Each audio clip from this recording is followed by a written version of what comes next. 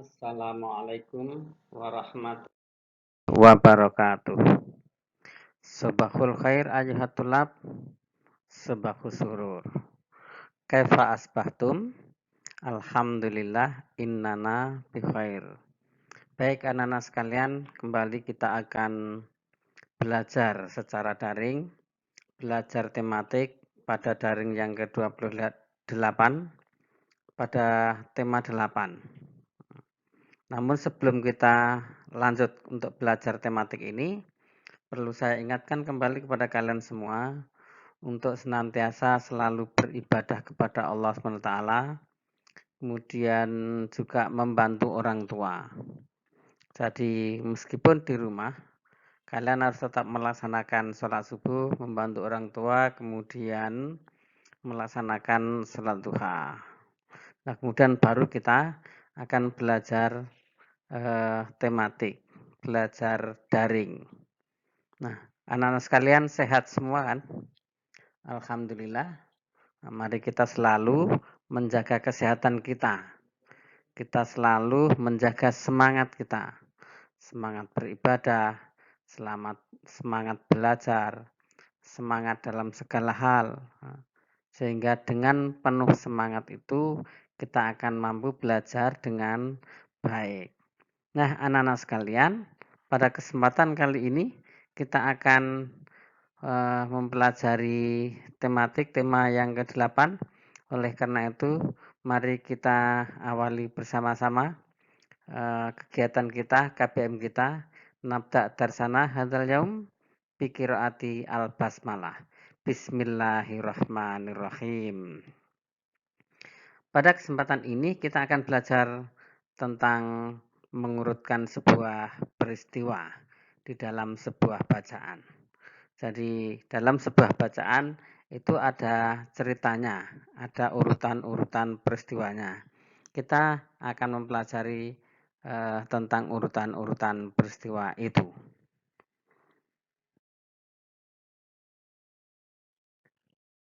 Anak-anak sekalian, di dalam Al-Quran Allah juga memberikan sebuah cerita, sebuah bacaan, sebuah kisah yang itu semua akan menjadi pelajaran bagi kita semua. Nah, kisah-kisah yang diberikan oleh Allah di dalam Al-Quran itu juga ada urutan-urutannya. Sebagaimana Allah sebutkan di dalam surat Yusuf ini. Laqad kana fi qasasihim ibratul liulil albab. Ya. Sungguh pada kisah-kisah mereka itu terdapat pengajaran bagi orang yang mempunyai akal. Nah, anak-anak sekalian, ketika kisah-kisah itu bisa kita baca dengan baik, kemudian kita bisa mengurutkan kisahnya, mengurutkan ceritanya, mempelajari ceritanya, maka kita akan mendapatkan sebuah pelajaran dari kisah-kisah tersebut. Oleh karena itu, perlunya kita mempelajari, mengurutkan sebuah cerita, mengurutkan sebuah peristiwa di dalam sebuah cerita, itu supaya kita mendapatkan pelajaran dari cerita tersebut. Nah, mari kita baca pada bacaan berikut ini. Rumah Betang Uluk Palin. Rumah Betang atau Panjang Uluk Palin terletak di Kapuas Hulu, Kalimantan Barat. Rumah Betang ini berukuran panjang 268 meter, tinggi 5-6 meter, dan memiliki 53 bilik rumah. Menurut data pada tahun 2007, Rumah Betang Uluk Palin dihuni lebih dari 500 jiwa yang terdiri atas sekitar 130 kepala keluarga. Tidak diketahui persis pada tahun berapa rumah betang ini pertama kali dibangun. Namun, diperkirakan rumah ini pertama kali didirikan oleh komunitas Tamambalah Apalin pada tahun 1800-an. Kemudian, rumah betang ini pernah diperbaiki pada 1940-an karena kebakaran. Rumah betang ini juga telah 3 kali berpindah lokasi karena menyesuaikan dengan perubahan alur Sungai Uluk dan Sungai Nyabu akibat erosi. Dalam tradisi Dayak, rumah betang dan hutan adalah pusat sekaligus bagian terpenting semesta kehidupan. Seperti jika kita mengucapkan kata kampung, pulang, rumah. Rumah betanglah yang diingat oleh masyarakat Dayak. Bagi mereka, rumah betang juga merupakan pemersatu. Di sanalah mereka berkerabat dan bertradisi. Di rumah betanglah tradisi Dayak terpelihara. Rumah betang adalah kekayaan budaya Indonesia. Namun, pada Sabtu 13 September 2014 malam, rumah betang Uluk Palin terbakar. Tidak ada yang tersisa dari rumah betang yang terpanjang dan tertua di seantero Kalimantan itu. Masyarakat bersedih karena kehilangan tempat tinggal. Lebih dari itu, masyarakat Kalimantan bersedih karena rumah betang Uluk Palin merupakan cagar budaya yang sangat penting. Anak-anak sekalian, itu tadi sebuah bacaan yang perlu kita telaah bersama-sama. Sebelum kita mengurutkan peristiwa-peristiwanya, perlu kita pelajari terlebih dahulu isi bacaannya itu apa. Ya. Nah, isi bacaan dalam cerita tersebut adalah cerita singkatnya dari bacaan tersebut bahwa rumah betang Uluk Palin di Kalimantan Barat panjang yang menjadi budaya suku Dayak. Rumah adat ini berdiri tahun 1800-an dan rumah betang ini telah mengalami perbaikan dan pindah lokasi karena mengikuti perubahan alur Sungai Uluk dan Sungai Nyabu. Jadi di Sungai Uluk dan Sungai Nyabu itu diceritakan sering terjadi erosi. Sehingga ketika terjadi erosi, maka rumah betang Uluk Palin itu juga harus digeser. Harus dipindah tempatnya supaya tidak terkena erosi tersebut. Nah, rumah betang ini terbakar pada tahun 2014. Sehingga masyarakat di Kalimantan itu kehilangan rumah budayanya tersebut. Rumah yang panjang itu menjadi hilang karena terbakar. Nah, kemudian anak-anak sekalian, ada sebuah keunikan di dalam rumah betang ini. Pertama, ukurannya yang begitu sangat panjang. Kemudian rumah ini terbuat dari kayu semuanya. Dan lantai utamanya cukup tinggi dari tanah. Jadi lantai utama pada rumah betang Uluk Palin ini tidak menempel dengan tanah, tetapi beberapa meter di atas tanah. Sehingga harus ada tangga. Kalau mau naik ke situ, ke lantainya harus ada tangganya. Nah, rumah ini juga mampu dihuni oleh banyak keluarga. Berbeda dengan kita, satu rumah adalah satu keluarga. Tapi di rumah betang ini dihuni oleh banyak keluarga. Jadi seratusan keluarga lebih. Itu semua berada di dalam rumah betang itu yang sangat panjang itu. Hanya dibagi dengan bilik-bilik seperti itu. Nah, kemudian rumah adat kita di Jawa ini tidak seperti rumah betang. Tetapi rumah adat kita di Jawa ini merupakan rumah joglo. Ya, kalau rumah betang itu merupakan rumah adatnya Kalimantan Barat. Maka joglo merupakan rumah adatnya orang Jawa. Coba kalian mencari, carilah gambar rumah joglo. Nah, carilah gambar rumah joglo itu yang merupakan rumah adat orang Jawa. Kemudian cobalah dilihat, carilah keunikan dari rumah adat kita, yakni rumah adat joglo itu. Coba kita bisa temukan sebuah keunikan-keunikan tersendiri.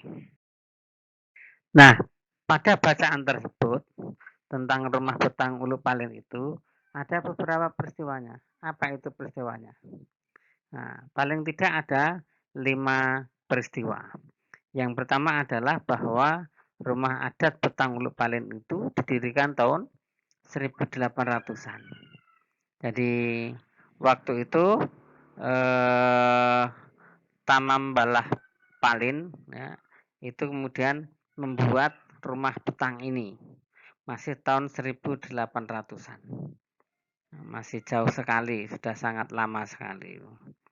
Nah, peristiwa yang kedua adalah bahwa rumah adat petang itu kemudian diperbaiki pada tahun 1940-an.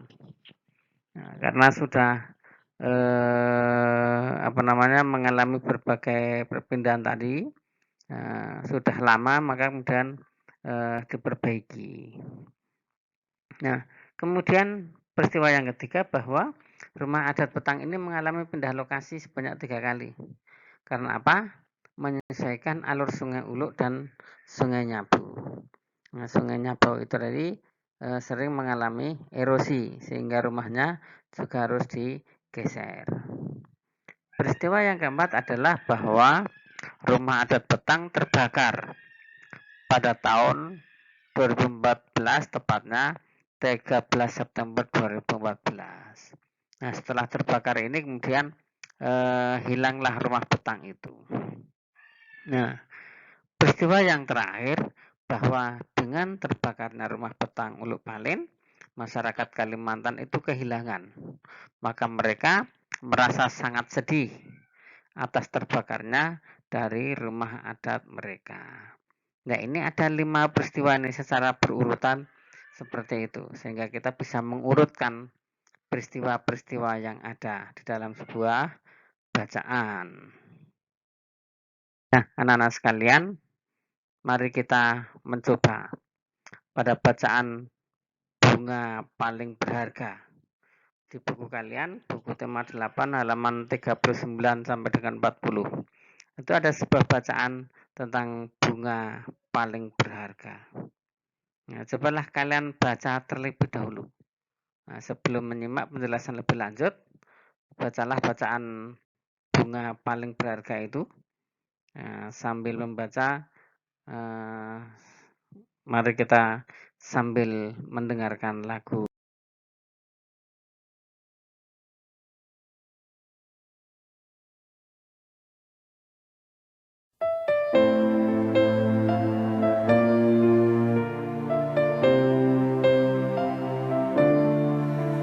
يا عاشق المصطفى أبشر بنيل المنى يا عاشق المصطفى أبشر بنيل المنى قد رقك الصفا صفا الصفا وطاب وفد الهنا قد راق كأس الصفا وطاب وفد الهنا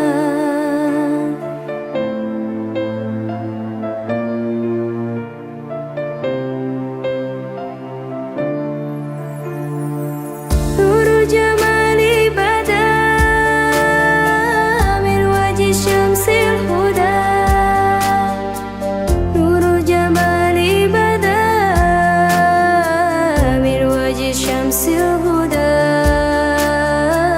من وجه شمس الهدى نور الجمال بدا من وجه شمس الهدى ما فضله أمنا ما فضله أمنا أمنا أمنا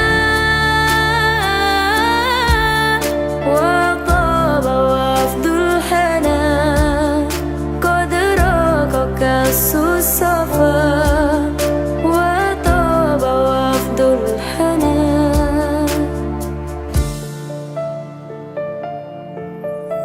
يا عاشق المصطفى أبشر بنيل المنى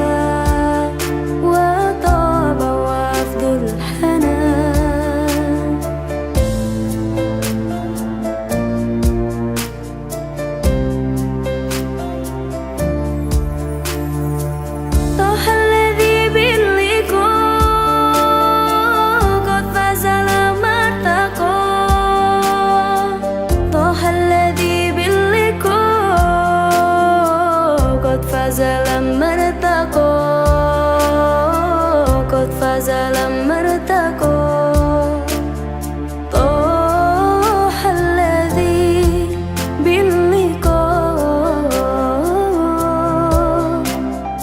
قد فاز نام مرتقى دون الورى ربنا دون الورى ربنا ربنا ربنا وطاب وفد الحنان قد راق كأس الصفا وطاب وفد الحنان يا عاشق المصطفى أبشر بنيل المنى يا عاشق المصطفى أبشر بنيل المنى قد راق كأس الصفا صفا الصفا وطاب وفد الحنان قد راق كأس الصفا وطاب وفد الحنان